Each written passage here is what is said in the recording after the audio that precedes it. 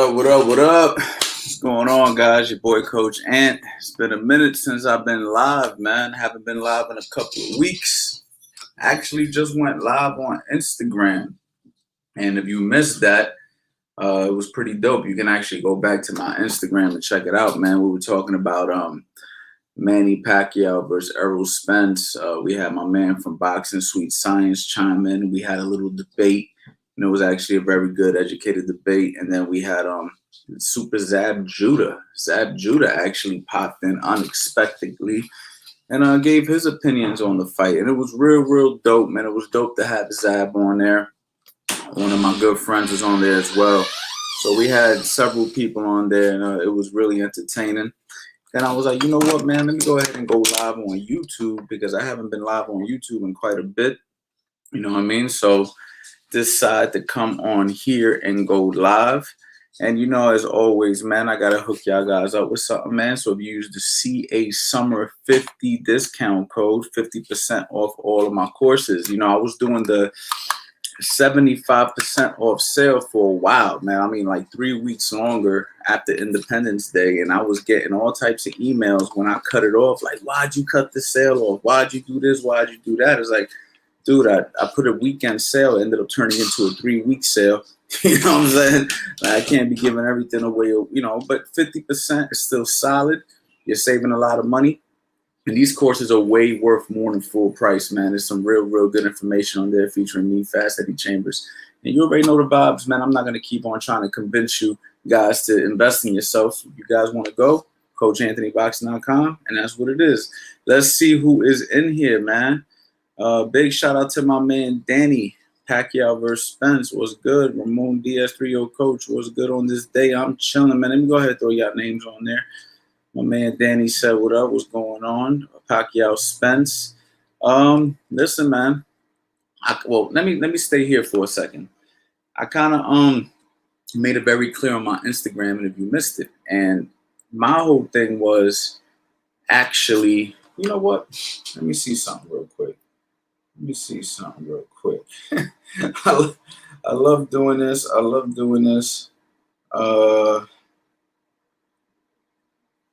Well, you know what? Don't even worry about it. What I was basically saying was I was going to bring somebody on, but next time I'll be a little bit better prepared before I do that. But what I was basically saying is, you know, Errol Spence is expected to win this fight. Errol Spence is 100% expected to win this fight. I think by at least 60% of the population, maybe more, maybe 75%, because Errol Spence is the younger man. He's a younger champion. So what I'm saying is I hate to see Pacquiao lose. And the reason I say that is because what Pacquiao has meant to boxing over the past decade or more, I should say, 2 decades, I should say, has meant so much to me. You know what I mean? So me personally, I hate to see Pacquiao lose, but at the same time, you do want to see a guy like Errol Spence, you know what I'm saying, challenge himself. And he's challenging himself for sure by fighting one of the greats of Manny Pacquiao. If I had to pick on who I had to choose, like I said, it's kind of hard to go against the younger guy. But Pacquiao is not a regular younger guy. Pacquiao is a legend. He's a Hall of Famer. He's in shape, takes care of himself. I'm super excited about this fight. And I'm going to be covering fight week and everything, man. It's going to be insane, man. I'm excited about it. So we'll see what's good with that. My man Ramon, yo, coach, what's good, man? We chilling, man. You know, we good over here, man. I hope everything's good with you. My man said, my man Rockman 97, Pac-Man will have his way. Ain't that right, coach? I don't know about having his way, man. It's very difficult. Not an easy fight. Thank you. Not an easy fight. But the good thing is that Pacquiao is a warrior. And whenever you're a warrior, you always got a real good chance. But we can't forget that Errol Spence is a warrior. And Errol Spence is young. You know what I mean? And that's what's going on. You know what I mean? So we're going to talk about a bunch of different stuff, man. I want to do Q&A with you guys. I want to talk about everything, you know, not necessarily just the Pacquiao-Spence fight, even though that's going to come up. I already know that's going to come up. But I definitely want to do some Q&A and talk to some of you guys. And let me see, though. Let me share this link to myself, I should say. because I might be bringing somebody on here. Not sure just quite yet who I'm bringing on, though. Give me 1 second, guys.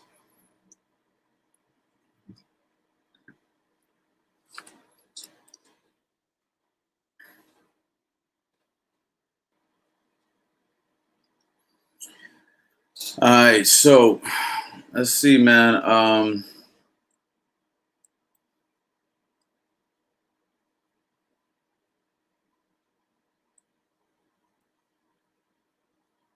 Let's see what we got here.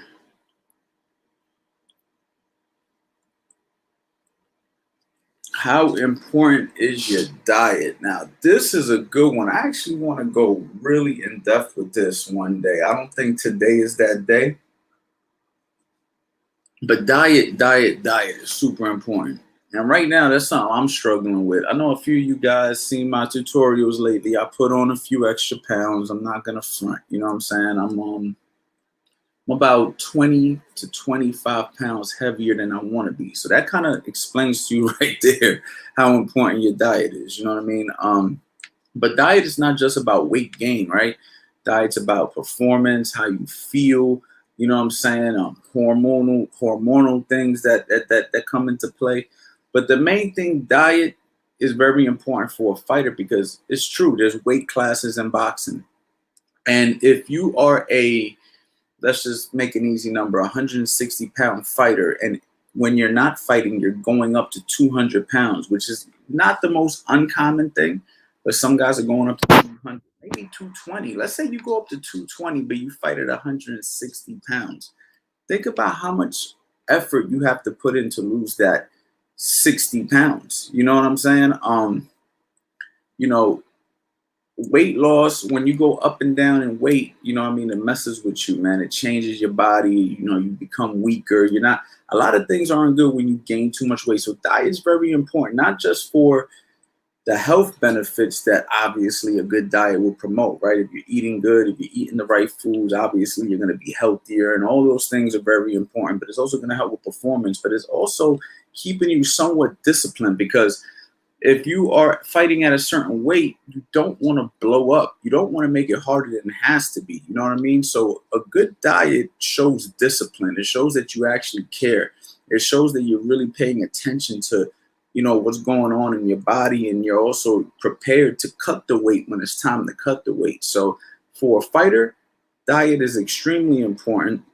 But for the everyday guy, it's important. Now, I know a lot of guys out here on this, you know, right now probably ain't looking to fight, you know what I mean? But for instance, me, I want to weigh somewhere around 190 pounds. You know what I mean? I want to weigh somewhere around there, like the 185, 190. I look relatively good at that weight. That's when I look, you know, nice and muscular, and I'm lean, and I don't look terrible. Right now, I'm about 220 pounds. So in reality, I'm about 30 pounds to 35, maybe even 40 pounds overweight if I want to get down to 180 and be shredded up and look really good. You know, at this point in my life, because I lift a lot of weights as well. So it's like I'm a little bit bigger than when I was competing. But my whole point is, look how much weight I got to lose. And if you're losing an average of 2 pounds a week, which is about, you know, above average, that's a pretty aggressive approach. You know, I'm looking at like 6 months of just consistent dieting and training and doing everything right. So diet is extremely important, because you're going to make the work twice as hard when it's time to cut the weight. Now, a lot of people will ask me, what's the best diet?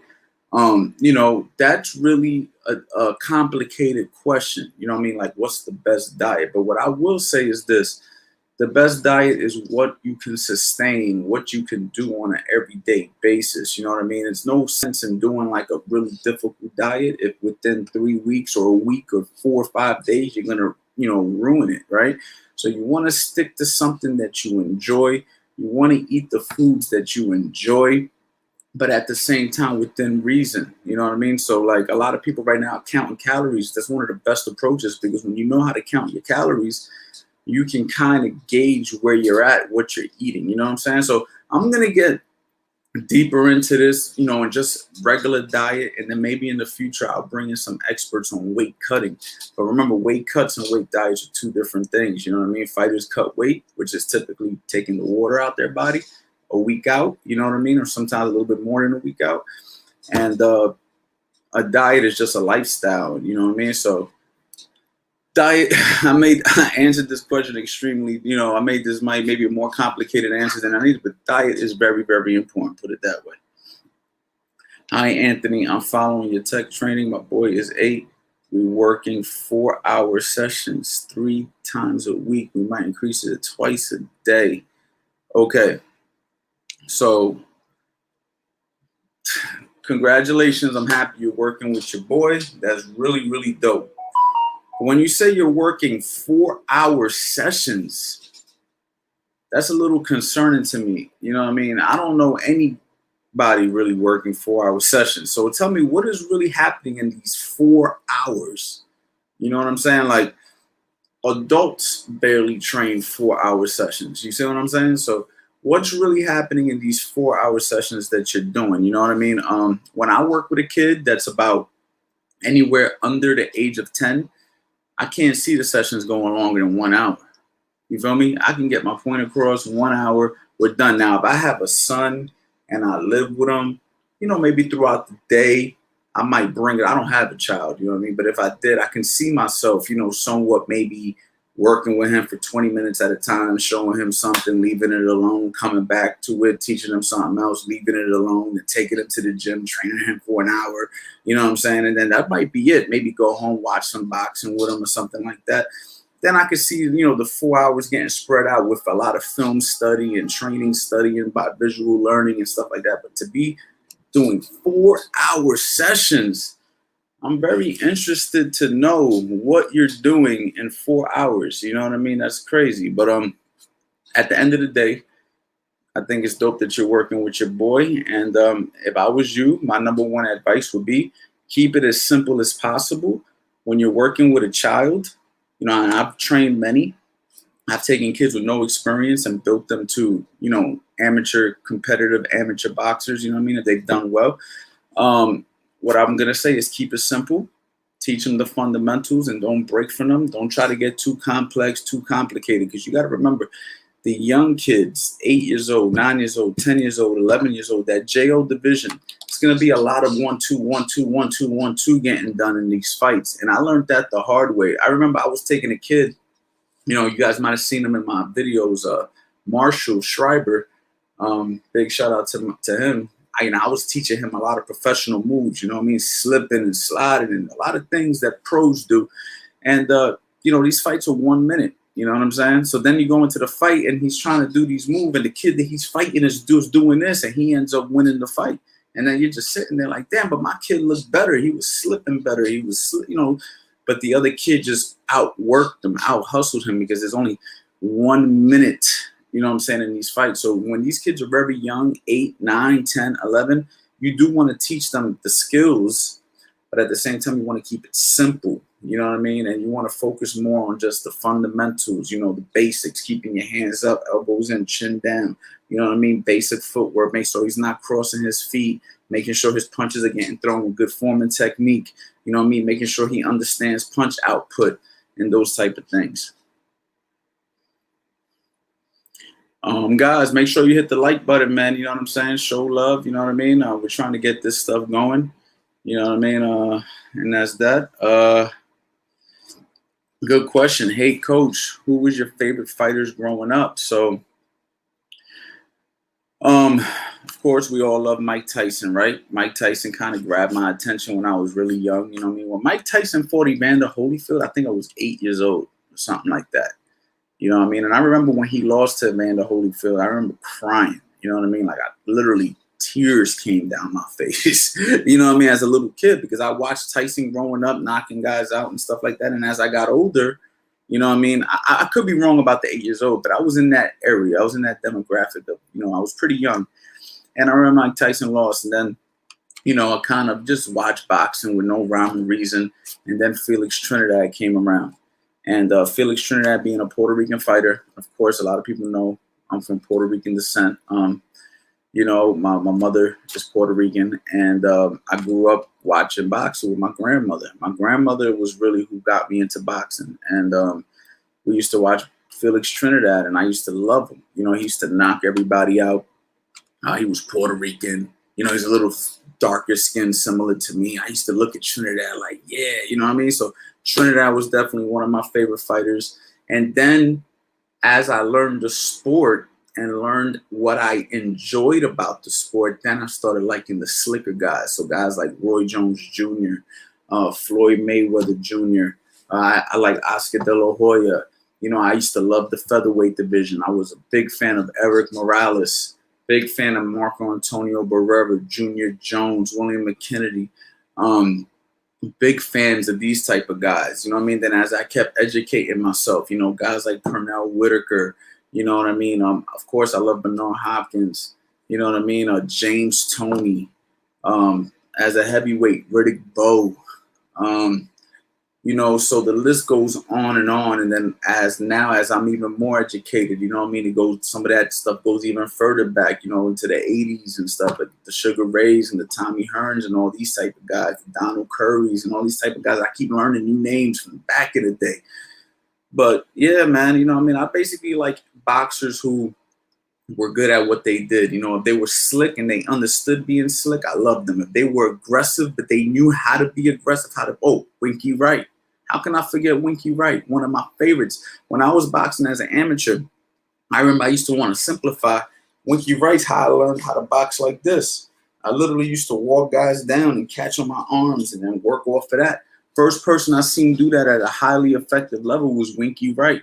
So I love Winky Wright, man. One of my favorite fighters of all time. Winky Wright, Floyd Mayweather Jr. If you mesh them styles together, you kind of have a Coach Anthony, because I could fight like this, and I really appreciate this style right here, you know what I mean, which I would use in spots. But as a teacher, I teach it very much so, and I teach guys how to keep their hands up and catch shots on their arms, you know what I mean, because sometimes slipping and sliding and all that stuff's unnecessary. Sometimes you just want to be locked in and you just want to catch. You just want to catch it and you just want to work off the catches, you know what I mean? So it just depends on the situation. But yeah, those are some of my favorites.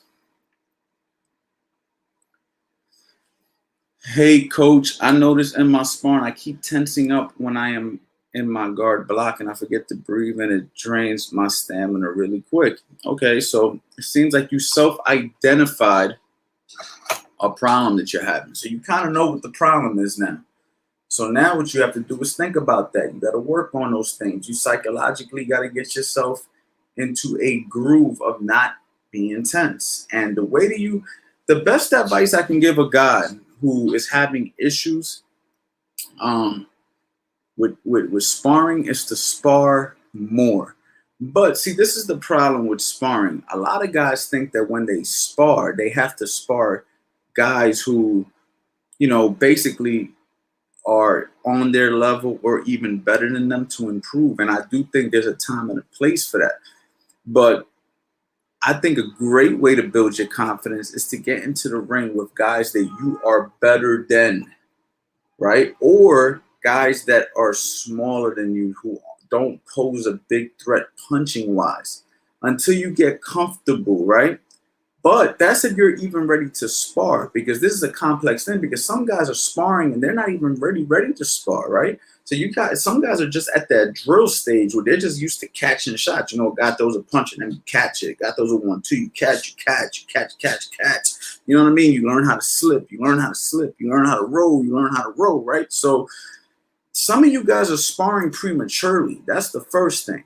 You know what I mean? So I would have to really see what level you are. You might not even really be at a sparring level, and you might be sparring already. That's the first issue. The second issue is if you are at a sparring level, but you're still dealing with a lot of anxiety and stuff, then you might want to spar people that you have more experience than, size and all these type of things that can kind of put you in a position of confidence so you can learn how to do these moves in a not so dangerous situation, and then you build the confidence, and as you increase, you spar better people. But you see, you shouldn't be making these decisions on your own. These are decisions that you need to be making with the supervision of an experienced coach.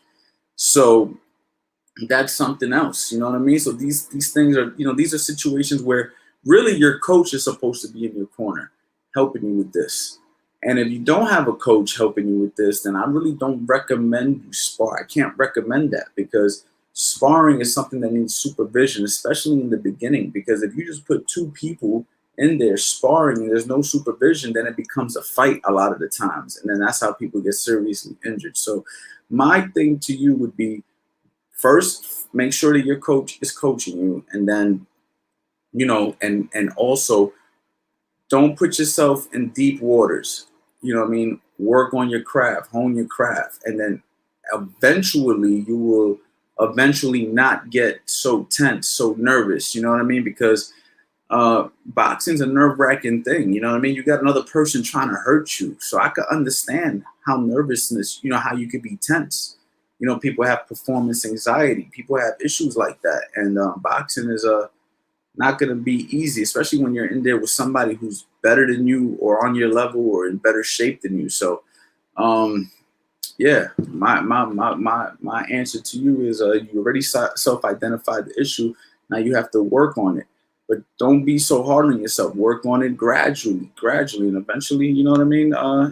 It'll feel like riding a bike, you know what I mean? Main Street Boxing, Houston, Texas in the house. Yo, I was thinking about going to Houston, man. Talk to me more about Houston. I want to know what y'all think about Houston, man. I really want to check it out down there.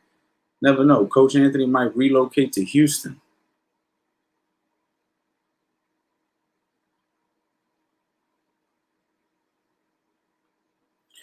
Diet is less important than the intensity in your workout. Got to be intense. Ramon, I agree and disagree a little bit, because it's like it might be more important, but in the intensity, but how do you get the intensity?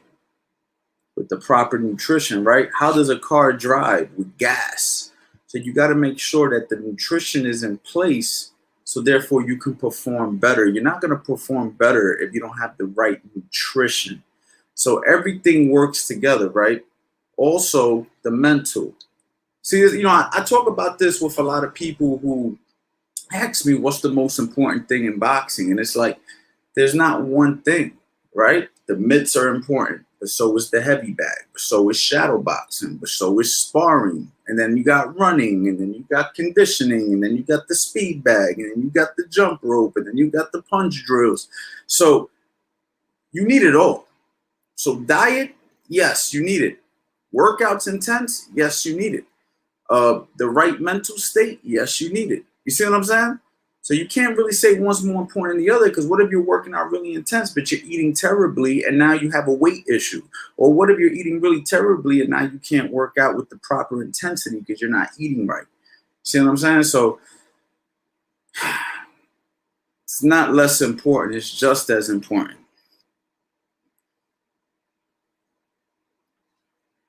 Yo, I think I answered something like this. What's your top five favorite fighters that pops in your mind first? Top five favorite fighters. I don't know. Floyd Mayweather, Winky Wright. Sheesh. Man, I gotta get back to you, man. There's too many, man. There's too many. I can't think of them. I can't think of them all. Too many, man. Too many. What is a boxer's mindset before fighting? Every fight is different. So that's kind of like a case by case situation. But I can tell you this: if you have been training properly, if you have been doing what you're supposed to do in the gym, if you've been listening to your coach, if you've been sleeping properly, if you've been eating properly, if you've been sparring consistently, your mindset is going to be basically the task on hand. You know what I'm saying? I know from my own personal experience, the times that I trained really, really well, I just went in there ready to get a job done. You know what I'm saying? And I remember the times that I felt like I kind of cut corners, kind of went in there overthinking the situation. Every fight is different, though. You have some guys who have performance anxiety, and then you have other fighters who are very calm and collected before a fight. So really, the more experience you have, the better.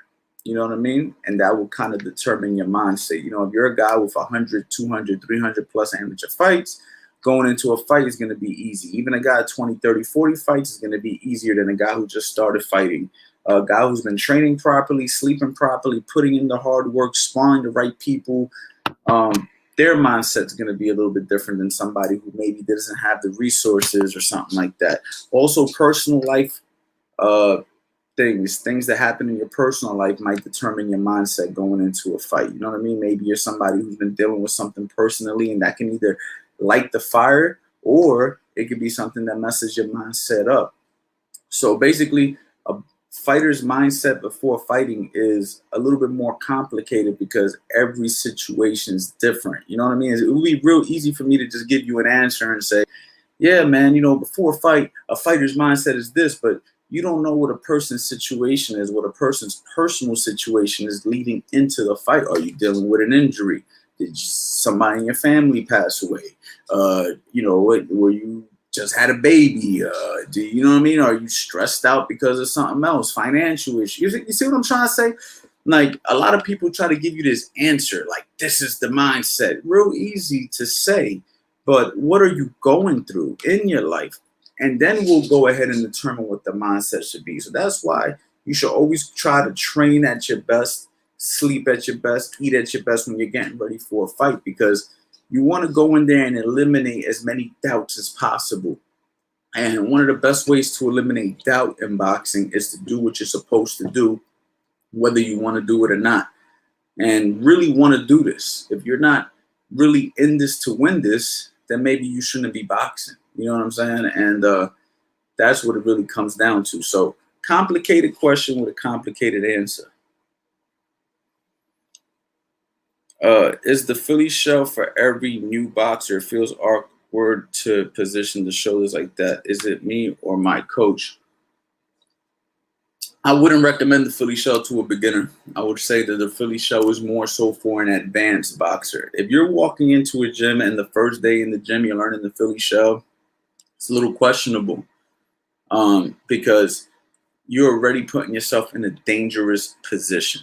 If a coach is teaching you day one in the gym to fight with the lead hand low, all right, so let me go ahead and demonstrate. Lead hand low. Now my face is open. I have to be quite experienced to turn that shoulder at the right time, tilt that waist at the right time, be ready to do two things with the rear hand, the catcher's mitt and catch. So that's two things. Actually, it could be three, right? It could be catch, it could be catch, it could be catch uppercuts, and it can also be firing or firing, right? So it's more than two things. Check hooking and different punches that you will punch out of that position. So to answer your question is the Philly shell for every new boxer? Absolutely not. It's not even for every experienced boxer. It really determines on your personality trait, how you learn it, how you absorb it when you do learn the Philly shell. Who's teaching it to you? Is the person who's teaching to you experience in teaching it? You know what I mean? Does he have a track record of developing guys out of this fighting system? And how do you pick it up? Now, at some point of your training, I will introduce it to you, see how you understand it, see how you rotate your body when shots come at you, see how you punch off of it. Someone throws a right hand at you, you catch with your shoulder, you fire back the right hand, whether it's an uppercut or a straight right hand, whatever. How you go under shots and step in and smother shots and pivot around shots after you drop down, whatever. Like, these things are things I will try to see how you do. If I teach it to you and right off the bat, you're kind of like, you know what I mean? Then, little by little, I toss it at you, but then I keep you here. From right here, this is why most trainers teach the hands up, because from right here it's so much easier to block. It's so much easier to block. It's so much easier to punch from right here than it is to do it from here. So I would not recommend doing it first day in the gym, but I also wouldn't recommend ruling it out. You do want to be open-minded to it. You do want to learn it at some point, if that makes sense.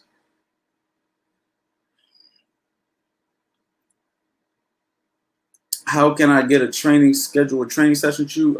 Email me at caboxingtrainer@gmail.com, and then my assistant will get back to you and set you up. You know what I mean? Yeah, that's how you would schedule something with me. Hold on, champ. There's a lot of questions coming in right now.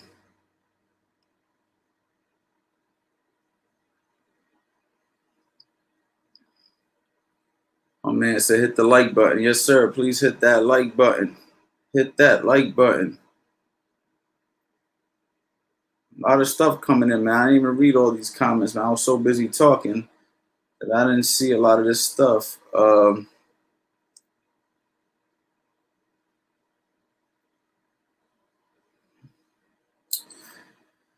It's a good question. How do you tell if you're in a good or a bad boxing gym? My gym has only 50-minute classes with 20 members in a class, and I feel like it's hard for the one coach to focus their attention on everyone. Now, this is a good question because this is the thing. It just depends what kind of boxing gym what kind of boxing gym you're joining. And this is another thing that you have to understand about life and boxing. See, boxing was once a sport where, most of the people who did it were in it to compete, fight, or at least they may believe they did, right?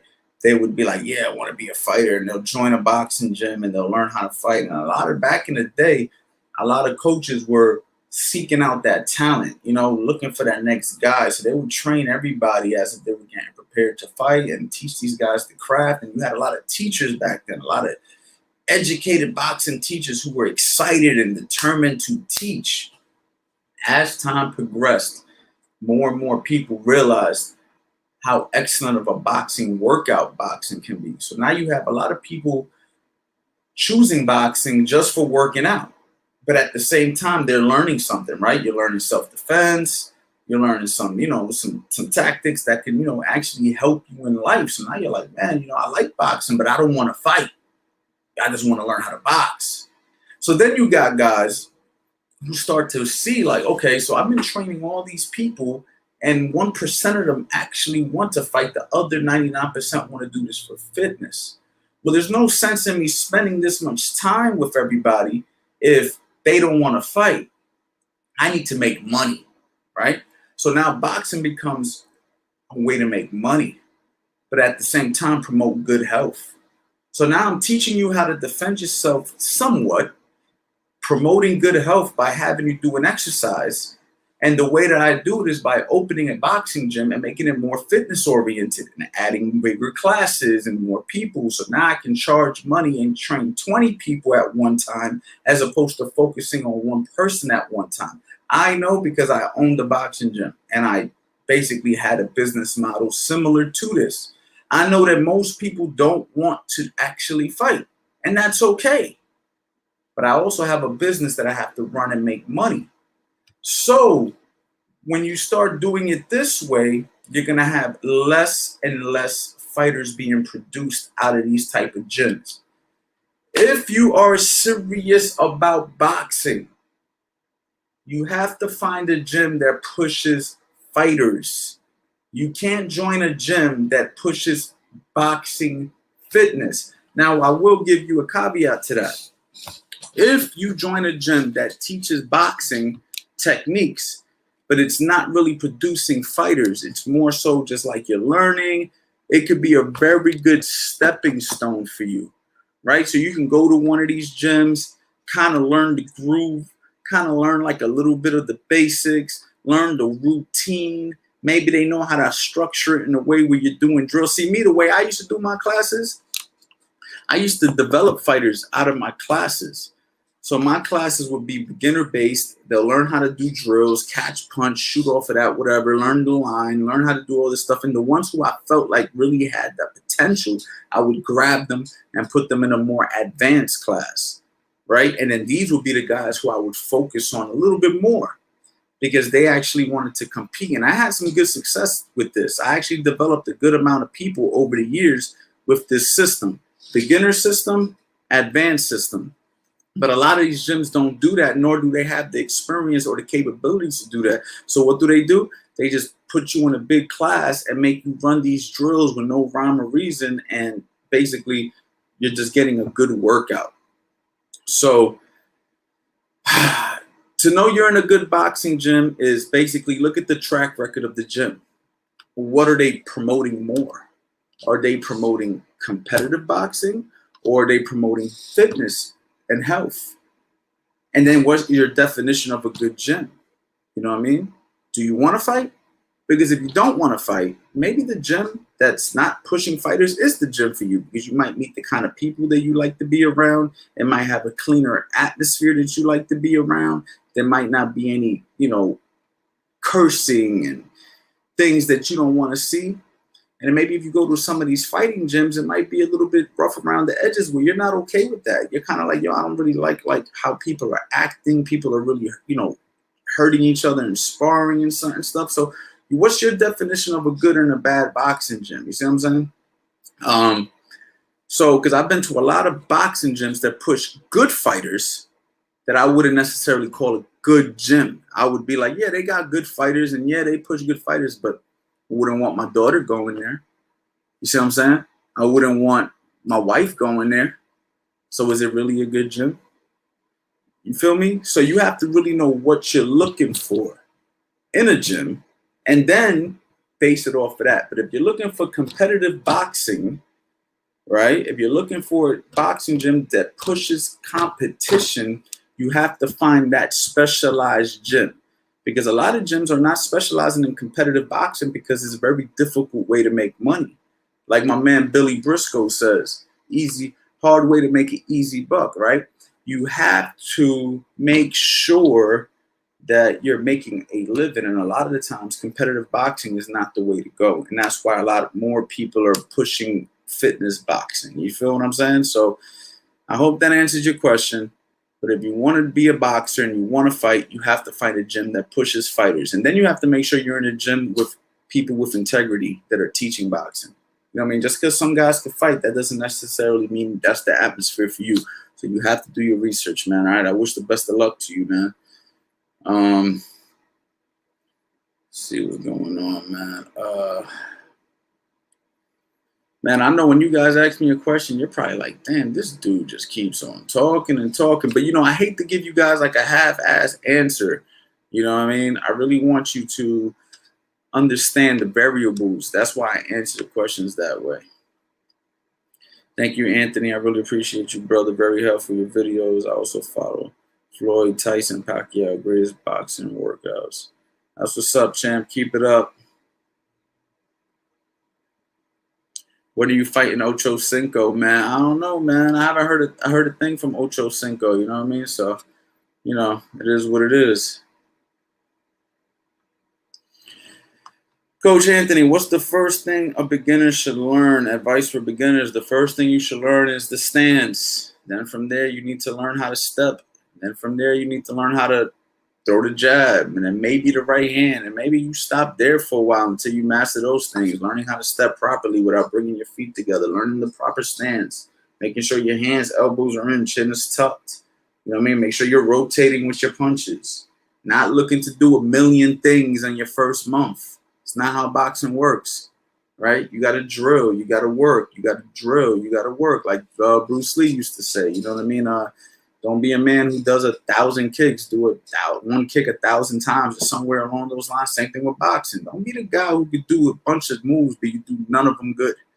You know what I mean? You want to be able to perform. And, I'd rather take a kid and teach him the jab only and how to step with it and how to defend before I teach him how to throw a jab, cross, hook, uppercut, pivot around, ribber, and he never, ever focused on any of them. You know what I mean? He needs to really develop a good jab, develop a good right hand, develop a good hook, step with your punches, step left, step right, move laterally without crossing your feet.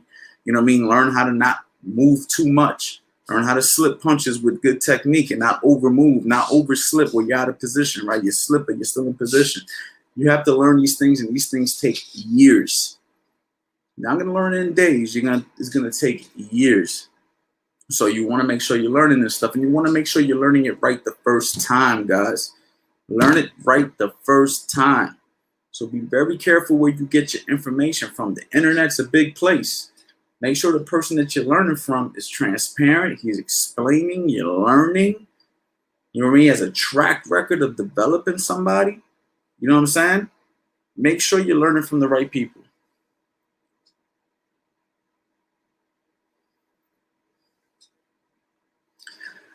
How would you rank them in importance of shadowbox, bagwork, padwork, sparring? Okay, so I think that was due to me earlier when I was saying you need everything, right? I would probably say number one thing you could work on in boxing is, once you have the experience, of course, is your sparring would be number one. Number two would be your shadow boxing. Number three would be your bag work, and pad work would be swapped depending on the day. And the same thing with the shadow boxing and the sparring. It all depends, right? Because if you can't do it without somebody in front of you, how are you going to do it with somebody in front of you, right? So I'm going to say, depending on the day and what we're working on, here we go with the variables again. Now, of course, sparring is king, right? Because you're actually engaging. But if you never develop your tools in your shadow boxing, then how are you going to engage? Right? So those two are swapped depending on where we are. Same thing with the heavy bag and the mitts. The mitts, I might be teaching you something and focusing on one specific thing with you. So now I'm trying to get you to slip outside and throw your jab at the same time. I'm trying to teach you how to catch and then shoot. And we drill that. That might be more beneficial than you just going on a heavy bag. But then there might be times that I got you on the heavy bag working on something very important, how to sit down and rip some hard shots and learn how to gauge range when the bag comes at you. You move around and you move around the bag and you're working your jab. Sometimes the heavy bag could be more beneficial than the mitts. Just depends on the day, depends on what's happening, depends on who's training you. You have a lot of guys now that do the fancy mitt work that I was doing back in 2012. You know what I mean? Just to get views on Instagram. They're still doing it to this day and calling themselves teachers. Not how the game go. See what I'm saying? Mitt work has to have a real plan. You have to really know what you're doing when you're boxing. All the fancy stuff means nothing. That's more so for just, it's kind of just like a little routine. But the real mitt work is the teaching, right? So we want to make sure that we're doing everything with some sort of a plan. Everything trumps something at some point, right? Skills are very important, but what if your conditioning is weak? You might have to focus on your conditioning for a while. What if your conditioning is really good, but you ain't got the skills? Now I got to focus on your skills. So at different points of your boxing is going to be different times where certain things are more important than the other. You know what I mean? But the generic answer would be sparring, shadow boxing, bad work, pad work, but with the variable that either one can trump either one at any specific time, you know what I mean? In no order, you know what I mean? If that makes sense. So I hope that helps.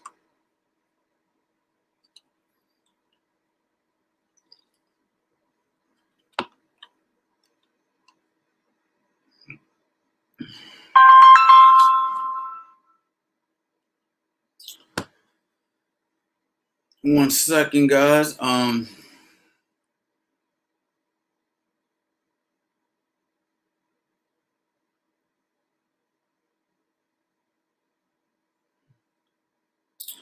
Asking this question for a third time, hoping to get an answer. Do you think a lead left hook is harder to counter than a jab? If that's the case, then why aren't more boxers leading with the hook? Thanks. I would say the lead left hook is easier to counter than the jab. And that is the reason that more people aren't leading with the hook. A lot of the good teachers from the old school would teach you to never lead with a hook. And that's because, you're leaving yourself exposed. Like if I'm boxing you, let me go ahead and hide this, and I go like this, I'm leaving myself exposed. Now, if I'm boxing, I'm right in front of you, I go bang, look at that straight line. Look, I do it right in front of you just so you guys can see it. Lead hook, exposure, jab, no exposure. Now, of course, if I go jab, you know what I mean? You're going to throw the right hand over the head as opposed to somebody who goes short and nice and tight with the hook. Also depends on distance, right? If I'm on the inside, then yes, I'm going to lead with my hook on the inside, right? Because we're already in tight. So the only thing I got to do is turn it. But if I'm at a distance and I'm looking to lead with the hook, I'm leaving myself somewhat exposed. So if I'm going to lead with the hook, I got to give you some kind of a head feint or something. You know what I mean? I got to give you something. You know what I mean? I got to give you some head movement and maybe go like this and see how you react. And if I see that you're not reacting, bang, come back with the hook.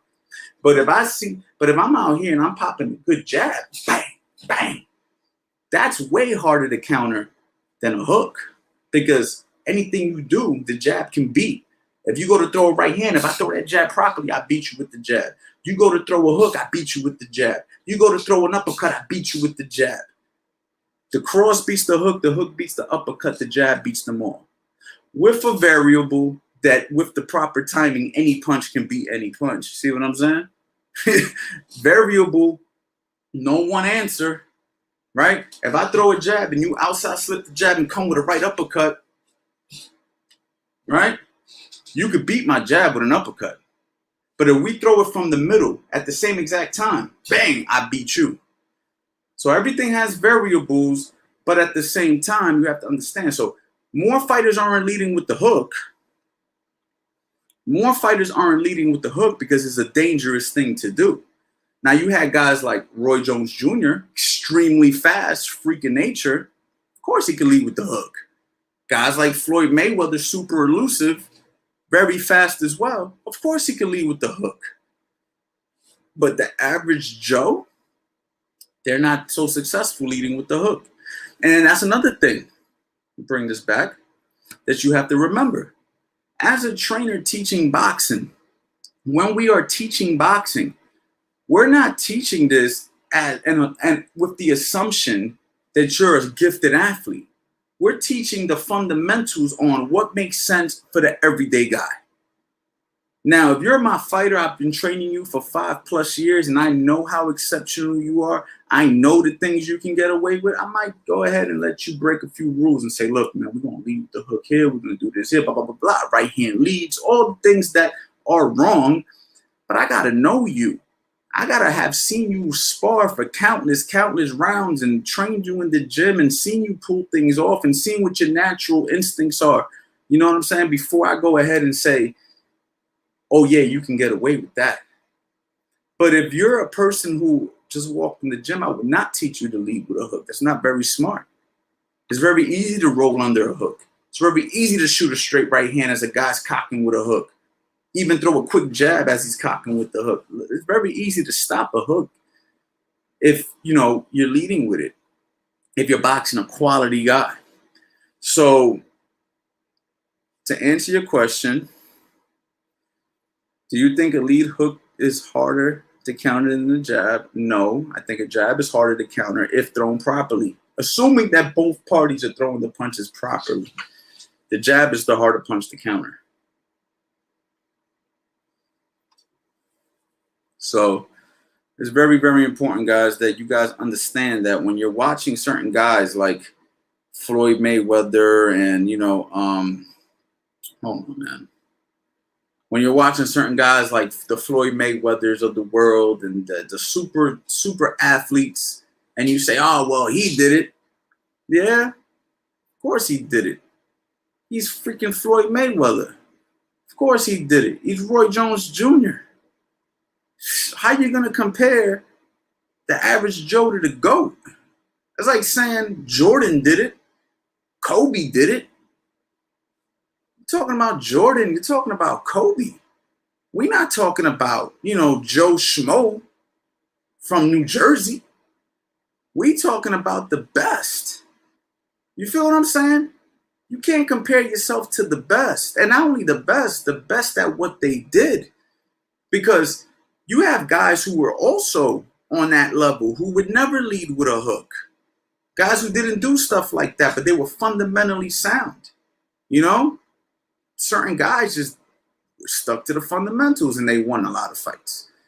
So it just depends, you know what I mean, on who you are athletically as well. Athleticism is a very underrated trait for boxing. It's not just about what you know, it's what you can actually pull off, what you can actually do. You feel me?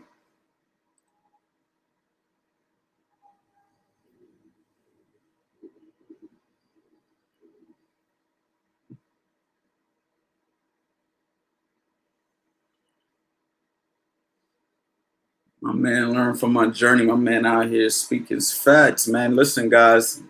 So I try to do, man. I try to give you guys the real deal. You know what I'm saying? I don't want to be this other guy. Look, man, there's a lot of YouTubers. There's a lot of Instagrammers. There's a lot of boxing experts. I am not trying to be the guy who's out here just for the clout. I want to give you the truth. My courses that I sell, the truth. I don't give you guys no BS. My YouTube instructionals, the truth. I'm seeing guys now using stuff that I did years ago. You know what I'm saying? It's all the truth, man. You guys are here. The 50 people that's in here right now, and the couple of thousand that might watch this later, might be a small community, but this small community is getting the truth.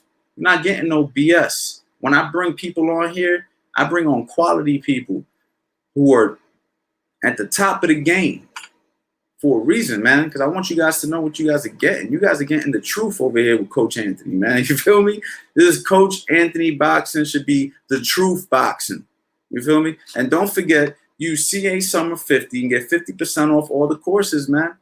$100 course is $50. Like, hold, $125 course is like $60-something. Like, dude, you spend that on coffee, you know, in 1 week, if you bought 1 cup a day type thing, 2 cups a day. Like, come on, man, let's be honest.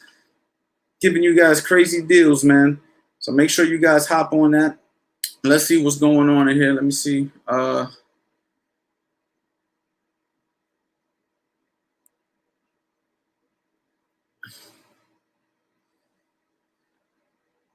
Best exercises for conditioning for amateur competition. Oh, man. You know, you got punch drills on the bag. You know, you got sprinting things you can do on the track. You know, mitt work drills that you can do. You know, regular conditioning stuff like burpees and combat ropes. Every trainer is going to give you different things. You know what I mean? Every trainer is going to have their own philosophies. You know what I mean? But for the most part, man, anything that's going to elevate your heart rate, because amateur boxing happens like this. So you have to be able to fight in spurts. So, you know, sprinting is probably going to benefit you more than long distance running. Hard intervals on a heavy bag is probably going to benefit you more than just casually working a heavy bag as if you're fighting a 12-round fight. But at the same time, you don't want to ignore your skills, right? So there's going to be days that we're going to slow the pace down and we're going to work on our technique and ripping shots with good technique and working a jab and stepping around and working a professional style. And then there's going to be times that we're going to, you know, all out, you know, shadow boxing all out, shoe shines and angles and ripping shots and stuff like that. So it just depends on where in the training we are, where are you in your training, and basically, anything that's going to elevate the heart rate for a certain duration of time. You know, your heart rate's going to do this in a fight. You know, it's going to spike up and it's going to drop. It's going to spike up and it's going to drop. So you have to train in that fashion.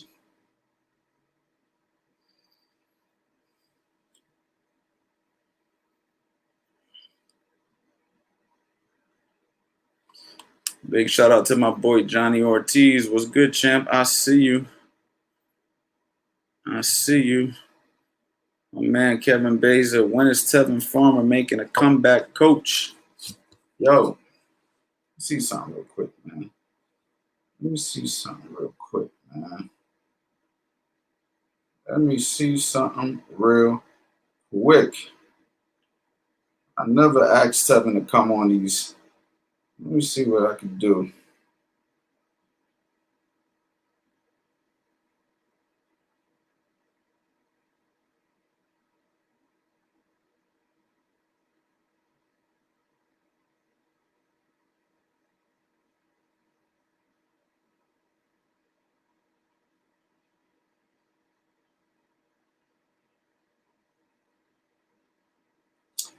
But as far as Tevin Farmer, man, Tevin Farmer is in the gym.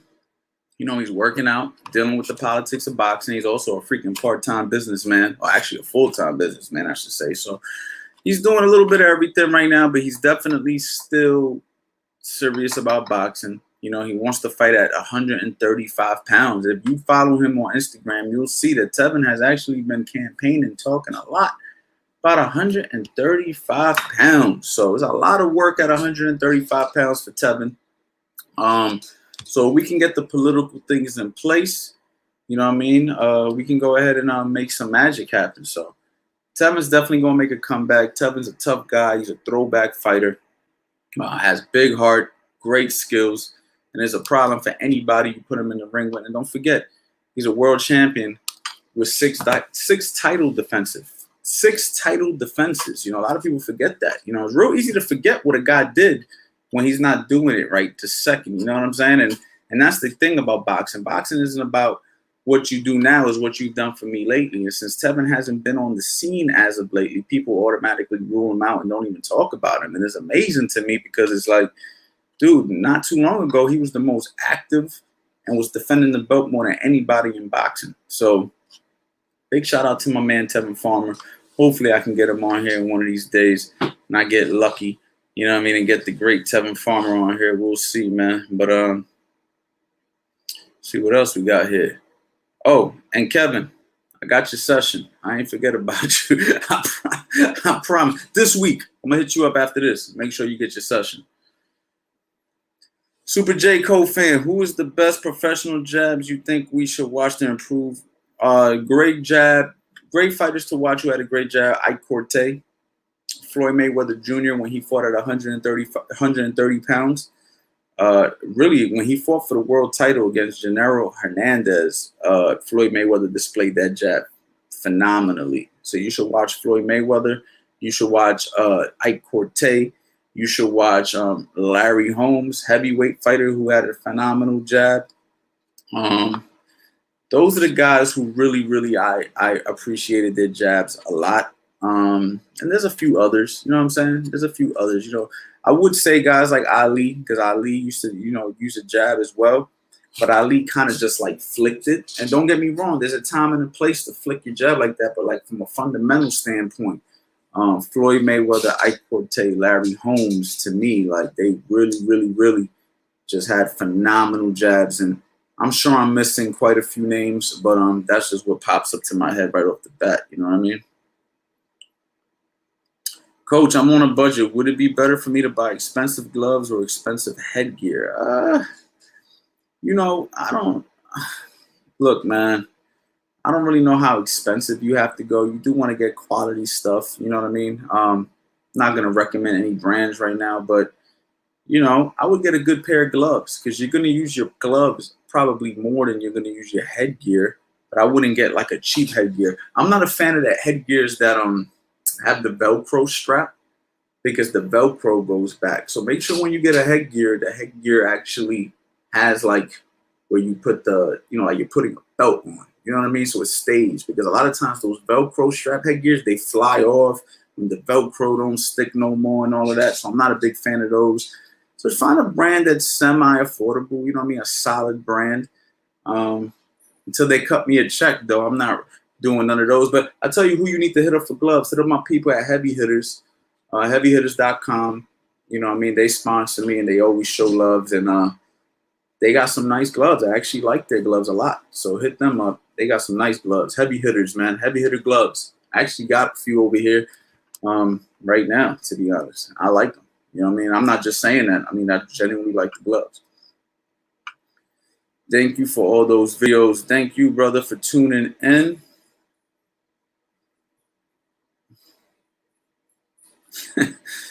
Leave bone. Yo, coach, I don't eat meat. Pause. Good. Good for you, man. Good for you. What can I do to gain some muscle? Well, you're going to have to find other protein sources. Somebody who would be really good to talk about that is Eddie, because Eddie has basically went vegan. And, you know, you're going to obviously have to lift weights and tear your muscles down so they can rebuild. But then you're also going to have to replenish them with protein. So protein is probably the best thing you can do to rebuild your muscles after you tear them down. So what I'm going to do, probably suggest to you is, you know, research best protein sources for somebody who doesn't eat meat.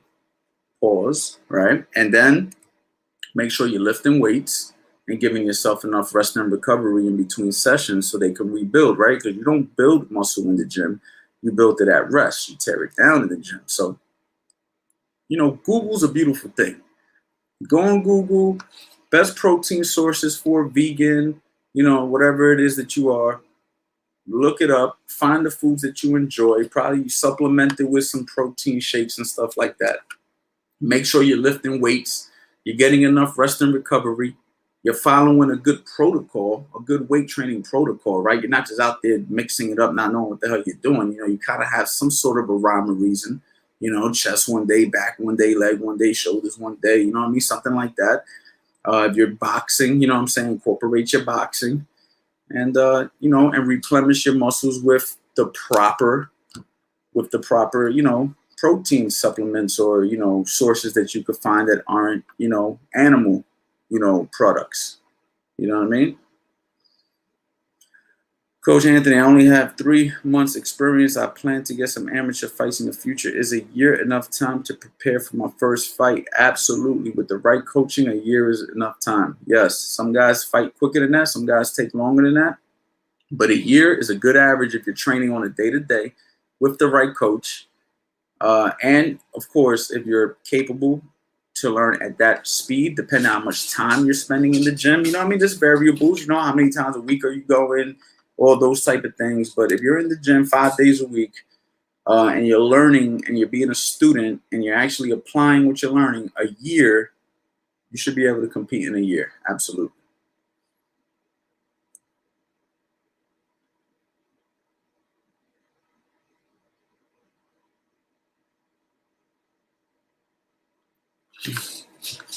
What's better for coaching a young fighter making his amateur debut? Game plan for the opponent, or work or mitts?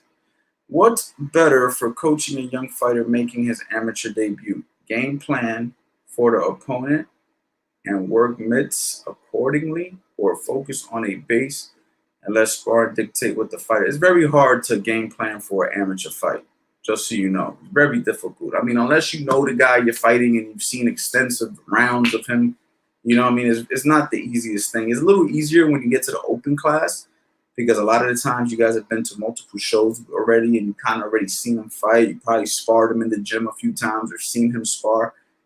Then it's a little easier. But a lot of times you go to these amateur fights, you don't even know who you're fighting.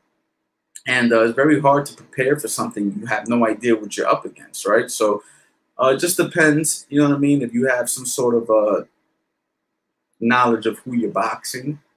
But with that short amount of time, the best thing I would say is just get yourself in top-notch shape, work your fundamentals, make sure you've got plenty of rounds sparring, and listen to your coach. And you're going to have to make those adjustments right there on the fly. You're not going to be able to really, like, think about it too much, man. You're just going to have to go in there and do what you do, you know?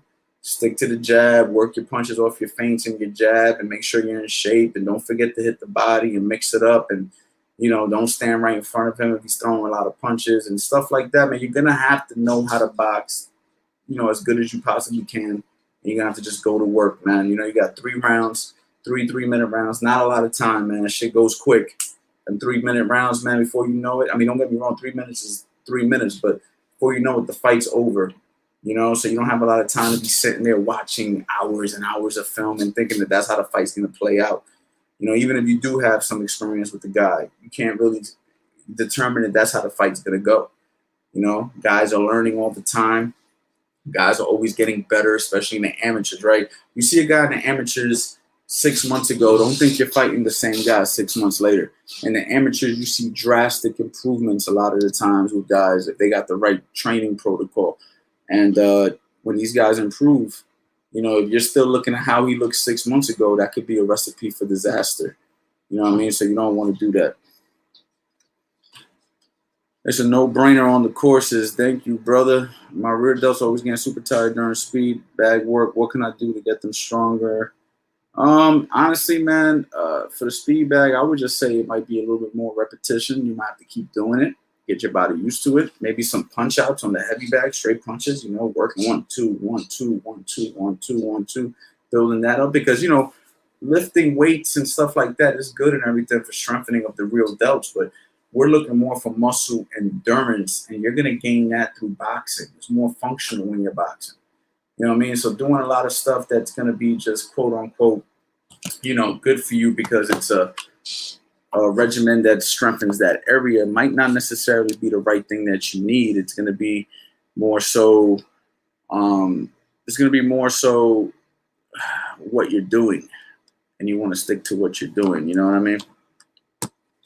So I would say more speed bag If the speed bag is burning your shoulders, give yourself a day in between until you get used to it, but keep working the speed bag. Eventually, it'll be easier.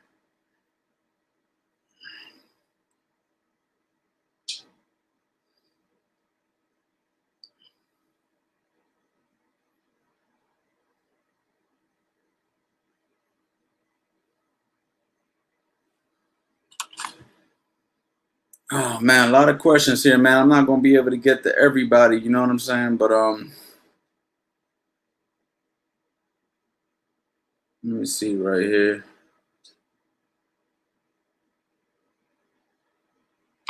Coach Anthony, what do you think about the body jab? Is it too risky? Do you think that it is a underutilized punch by beginners? Yeah, I think the body attack is underutilized by beginners because learning how to work the body is a more advanced skill. Even though you would think a jab to the body would be a little bit more utilized.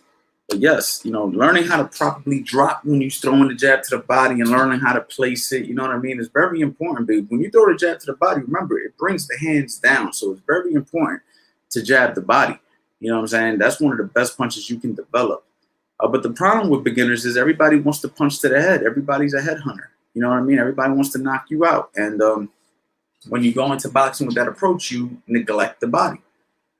Is it risky? Yes, it is risky. It's risky for professional boxers. You know, you go to throw a jab to the body, guy comes with a right hand right over the top at the same time, whether it's a right hook from a southpaw stance or a straight right hand over the top from an orthodox stance. When you drop your head right there, you're in position to get caught. That's why we like to use the catcher's mitt just in case. You also got to use feints. You also got to throw a jab to the head, maybe get them to lock up and block, so then you can stab the body right after, right?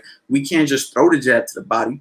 You know what I mean? If I just throw a jab to the body from back here and you're waiting, bang, you come right over the top to the right. But if I feint you and pop one high, now you're up here. As you're up here, hop, boom, and I stab you to the body. You see what I'm saying? So you have to incorporate your feints. You have to incorporate jabs to the head to create the opening for the jab to the body. You know what I'm saying? If I'm jabbing to the body, most likely is to create a shot to the head, whether that's jab to the body, shoot the overhand, or jab to the body, throw a straight right hand, or feint low, come up high with a hook. Different things you can do. But yeah, it's definitely a punch that, you know, it is risky at all levels, professional, amateur, but at the same time, it's very important. And that's why in boxing, you want to learn everything and you want to have the right teachers who are going to spend time and develop your jab to the body, develop your right hand to the body, left hook to the body, right hook to the body, develop you in the pocket, teach you how to fight in the pocket. You know what I mean? Teach you how to fight on the inside, teach you how to cut the ring off and get close when you're having an issue dealing with a guy who's rangy, who knows how to box from the outside. So many things you have to learn in boxing, and it takes hours and hours and hours. But a jab to the body, as simple as it sounds, there's a science to it, and you have to make sure that you're learning it, and you have to make sure you have a good snap and you're throwing the jab properly. You know what I mean?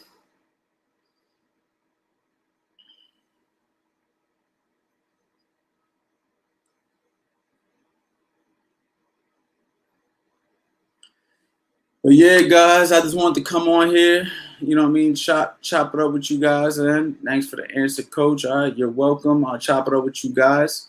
Guys, please, man, don't forget, you know what I mean, I got the courses on there. CA Summer 50% off all courses, man. I'm here to teach you guys real boxing. You know what I mean? Hop on this. You know what I mean? Because I'm going to take the sale away and I'm going to get a bunch of emails. Yo, Coach, you bring the sale back, man. Man. I was just going to buy. Like, come on, man. Like, when I got the sale, jump on that thing. I'm not saying I'll never bring a sale back, but what I am saying, I might not bring it back for a month, 2 months. That's a lot of time that you're spending that you could be working on your craft. So make sure you guys take advantage of the sale. I want to say, you know, thank you all for your love, support. I got another video that I'm going to be dropping probably tomorrow. An instructional. I'm going to try to get on here a little bit more often. I know I haven't been on here as much. I'm trying to bring some people on. I just want to come in and chime in with you guys. And if you haven't checked out the live that I did on Instagram, make sure you go to my Instagram at Coach Anthony. You know what I mean? I talked to my man Boxing Through Science. One of my boys was on there. My boy Johnny, and also Zab Super Judah made a surprise appearance. Didn't even ask him to pull up. He just pulled up on his own, show love. And we talked about Manny Pacquiao, Errol Spence, a lot of things that you guys probably wanted me to talk about here. We talked about this. So make sure you guys go to my Instagram, Coach Anthony. It's my most recent post. And I'm going to see if I can somehow chop that up and bring it over to YouTube. But for now, if you guys want to go check that out, go check that out. It was a lot of fun. We talked boxing for quite a bit. And that's it, man. And guys, you already know. And also, make sure you guys go to my website and get the free ebook. Subscribe to the email list because I'm going to have a newsletter. I already got a newsletter out. So the newsletter is going to be giving you guys information. And you guys, whenever you drop an email on any one of my PDFs or whatever, you're automatically going to be included in the newsletter. My most recent post, how to do the tap over, I had the link for the newsletter. So make sure you guys go ahead, check that video out, subscribe to the newsletter so you guys can be getting some of these updates that I give my people in my inner circle. In the inner circle, my inner circle people, I give them, little extra tips, what I'm saying, just so you guys can have something to think about mindset wise and everything like that. So I just want to go ahead and say thank you guys very, very much, man. You guys have been a lot of fun to chop it up with, and you never know. You never know, man. I might hop on here later on tomorrow. I mean, I don't know. I'm random with these lives, man. It's hard for me to predict. You know what I'm saying? I'm busy. I'm running around doing a lot of different stuff. But I want to say thank you guys for love and support. And you already know the deal. You know the vibes.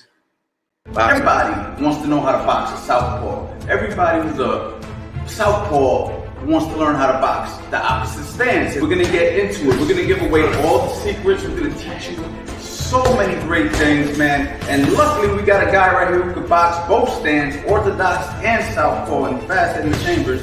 So we're gonna go ahead. We're gonna learn a lot. You guys made a very wise decision. So let's not waste no time. Let's get right into it.